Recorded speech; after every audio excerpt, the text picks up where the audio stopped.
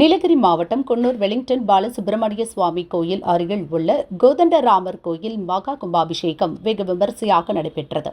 விழாவையொட்டி யாகசாலை வேள்வி பூஜைகளை தொடர்ந்து கோதண்டராமர் கோயிலில் காலை 10 மணிக்கு மகா கும்பாபிஷேகம் நடந்தது.